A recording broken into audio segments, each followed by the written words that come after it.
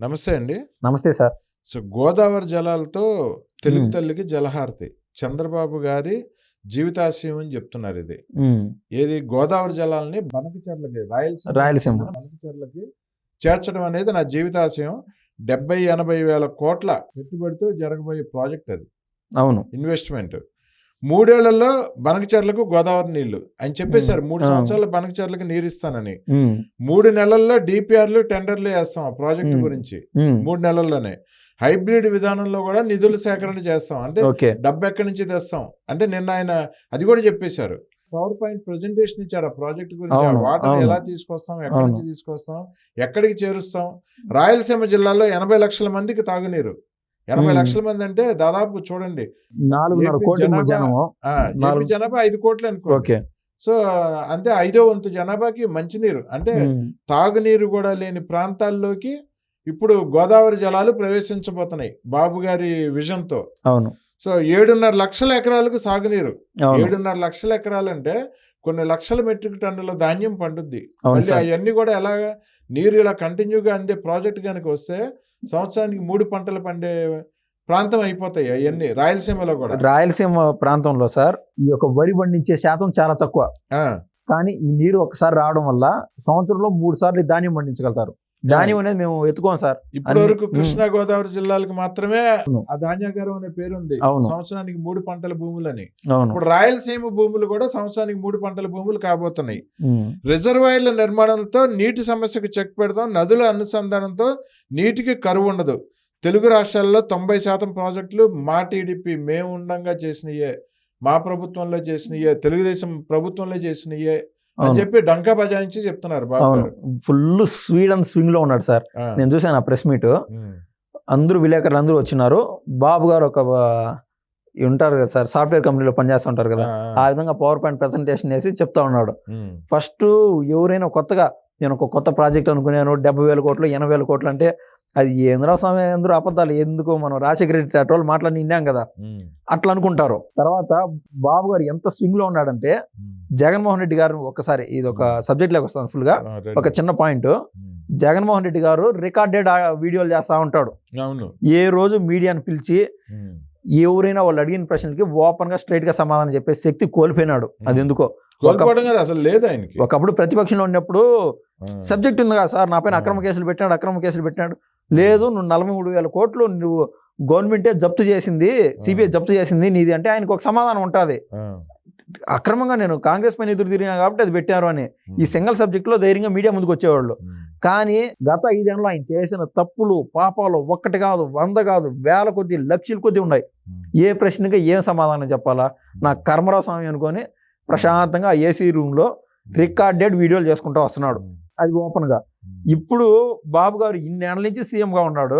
ఉమ్. ఆయన దగ్గర ఎన్ని లుసుగులు ఉండవు. ఎవరైనా విలేకరు అడిగితే బాబు గారు సమాధానం చెప్పాలి కదా, తప్పదు. అవును, అవును. ఓపెన్ గా ఆల్వేస్ నాయనా కొడుకులు ఇద్దరు, బాబు గారు ఇటు లోకేష్ గారు. అటు పవన్ కళ్యాణ్ గారు కూడా పవన్ కళ్యాణ్ గురించి ఇంక చెప్పాల్సిన పనే లేదు సార్.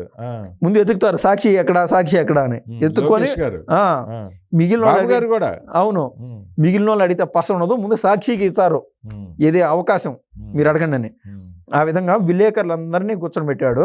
ఏదైతే నా ప్రాజెక్టు గురించి ఎక్స్ప్లెయిన్ చేస్తాను సార్. ఉమ్. గతంలో మనం చూస్తే పోలవరం అనేది నాంతా వస్తుంది ఒకటి 45 ఏళ్ళ నుంచి 45 ఏళ్ళ నడుస్తుంది నుంచి ఆ స్టోరీ. పోలవరం ప్రాజెక్టు దాని ముగింపు చంద్రబాబు గారి చేతుల్లో నడుస్తుంది ఇప్పుడు. చేతల్లో ఉంది ఉమ్, సార్. పోలవరము ఎంతటితో మనం చెప్పలేం కానీ ఉమ్, దానికి డబల్ ఇంపాక్ట్ ఇది. కొత్తగా ఏదైతే అయినా జలహారం అనేది ఒకటి ఉమ్, తీసుకొస్తున్నాడు కదా, ఉమ్. కొత్తగా ఆయన అనుకున్న కలల తెలుగు ప్రాజెక్ట్ తల్లికి అది. జలహారతి. తెలుగు తల్లికి జలహారతి, జలహారం. తెలుగు తల్లికి జలహారం. ఉమ్, ఇదే తెలుగు నేలకి అది జలధార. ఉమ్, ఈ ఓకే. యొక్క కరువుసీమకి అదేవిధంగా రాయలసీమ జిల్లాలకు అదొక అమృతం.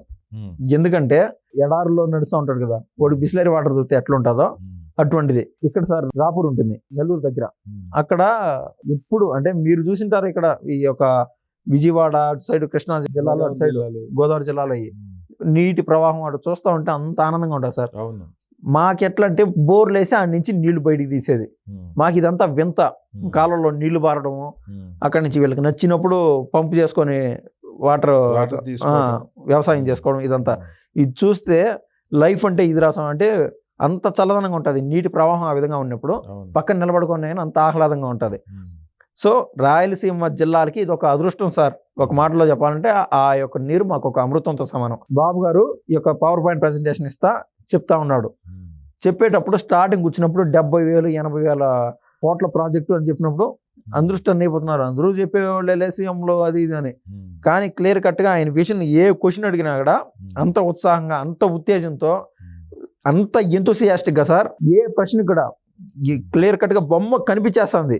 ఇంకా 3 ఏళ్ళ సమయం జరిగిపోతే బాగుండు, ఫాస్ట్ ఫార్వర్డ్ పోతే బాగుండు అనే విధంగా ఒక పిక్చరైజేషన్తో.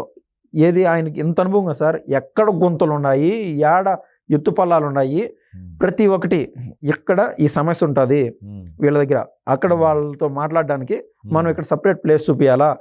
ప్రతి ఒక్క జిల్లాకు సంబంధించి, ప్రతి ఒక్క నియోజకవర్గానికి సంబంధించి ఎప్పటి నుంచి ఆయన మైండ్లో స్క్రిప్ట్ రాసుకున్నాడో, ఎట్లా రాసుకున్నాడో క్లారిటీగా గోదావరి జలాలు ఈ బనకచెర్లకు చేరే వరకు ఎక్కడ ఏ ఆటంకులు వస్తాయి, ఎక్కడ ఏం పెట్టుబడులు అవసరం అవుతాయి.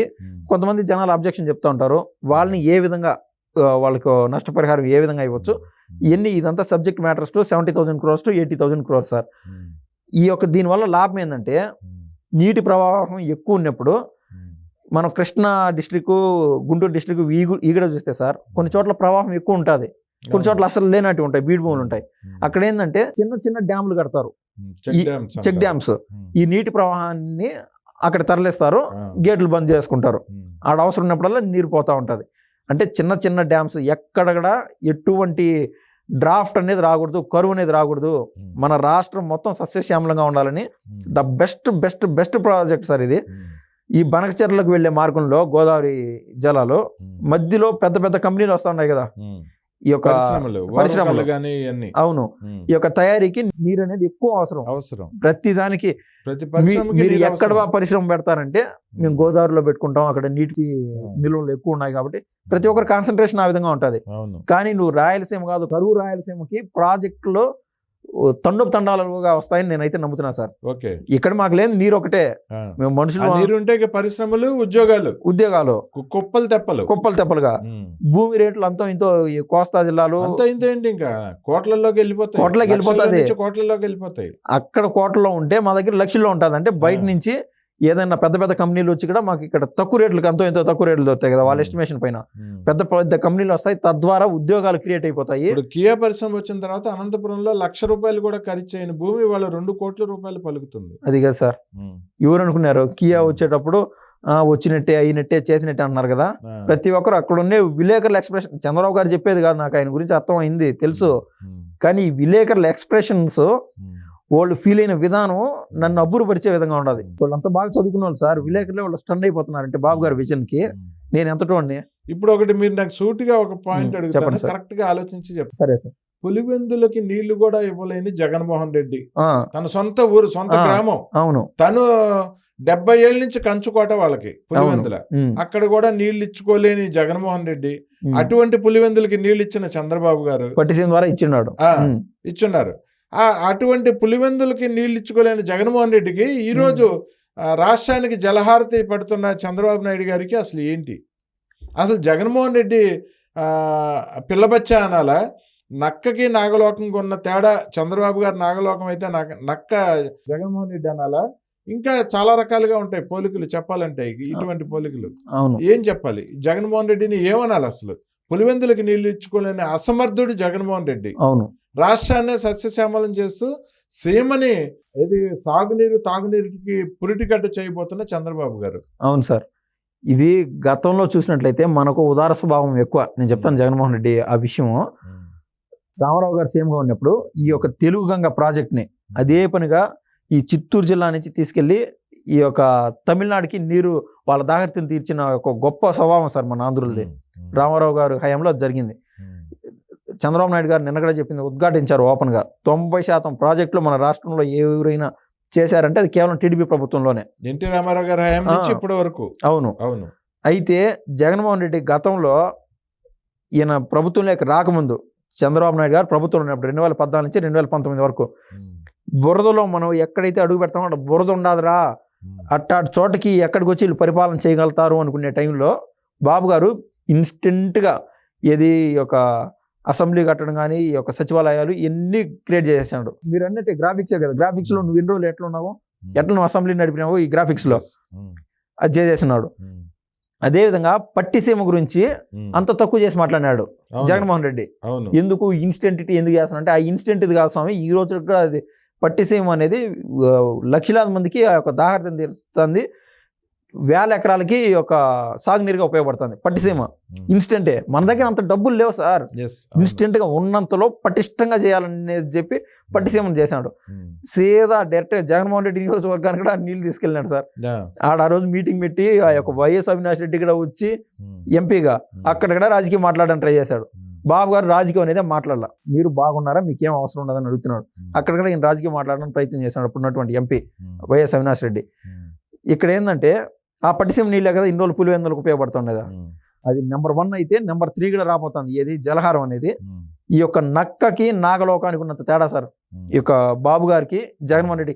సార్ అసలు మీరు ఏ విధంగా నన్ను క్వశ్చన్ అడిగినా నాకే సిగ్గు అనిపిస్తాను సార్. ఉమ్, ఇంత తెలిసిన తర్వాత కూడా బాబు గారికి జగన్కి ఏమన్నా పోలికి ఏదన్నా ఉండదా? ఉమ్, అసలు అది అప్రస్తుతం సార్. అసలు అది ఒక వేరే సామెతలు నాకు గుర్తు రావట్లేదు ఎక్స్ప్లెయిన్ చేయడానికి కూడా. ఉమ్, పులిని చూసి నక్క వాతలు పెట్టుకున్నట్టు ఉమ్, ఈగడ కాదు, అసలు పోలికే లేదు, స్మాష్. ఉమ్, బాబు గారి యొక్క ఆయన విజనరీలో ఆయన చేసే అభివృద్ధి వెలుగుల్లో ఉమ్, ఈయన ఒక చిన్న క్రిమి కీటకాలు మాడిపోతాయి కదా, ఉమ్, అలా మాడిపోవడం తథ్యం రాజకీయంగా. ఉమ్, ఆయన కూడా హ్యాపీగా పులివెందుల్లో ఉండి ఉమ్, ఏదైనా బిజినెస్ ఉంటే బిజినెస్, లేదంటే ప్రజలకు సేవ చేసి ఒక ఎమ్మెల్యే అయ్యి ఉమ్. బాబు గారి హయాంలో ఆయన చల్లగా హ్యాపీగా ఉండాలని నేనైతే ఆశపడుతున్నాను సార్.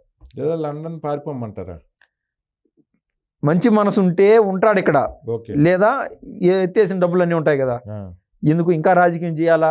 ఈ యొక్క సాక్షి వైబ్రేషన్లో ఉన్నాడు ఆయన. ఉమ్, మిగిలిన ఈ యొక్క 11 మందిలో దాదాపు 8 మంది వేరే పార్టీలు జంప్ చేయాలని ట్రై చేస్తున్నారు. ఉమ్, అటు కళ్యాణ్ గారు ఒప్పుకోవట్లే, ఇటు బాబు గారు ఒప్పుకోవట్లే. ఉమ్, వాళ్ళు జంప్ అయినప్పుడు ఈయన జ్ఞానోదయం అవుతుంది. ఉమ్, ఆ రోజునే ఈయన పారిపోయేది. ఉమ్. ఆయన పారిపోవాలా లేదనేది కూడా వీళ్ళిద్దరి చేతల్లోనే ఉండదు, బాబు గారు ఏదైనా కళ్యాణ్ కానీ చేతల్లో. ఎత్తేసిన డబ్బుతో జగన్మోహన్ రెడ్డి పారిపోవటం పక్కన అంటారు ఇక. పారిపోవడం మనం మళ్ళీ ఏం చేయలేము సార్. ఇప్పుడు విజయమాల్యాన్ని పట్టుకోగలిగినారు మీరు, ఆ, ఆయన ఆ యొక్క ఆలోచనలో ఉన్నాడు, ఆయన పైన లుకౌట్ నోటీసులు ఉన్నట్టున్నాయి, అందుకు ఆగినాడు. అది మ్యాటర్. ఓకే, ఓకే అండి, థ్యాంక్ యూ అండి. ధన్యవాదాలండి.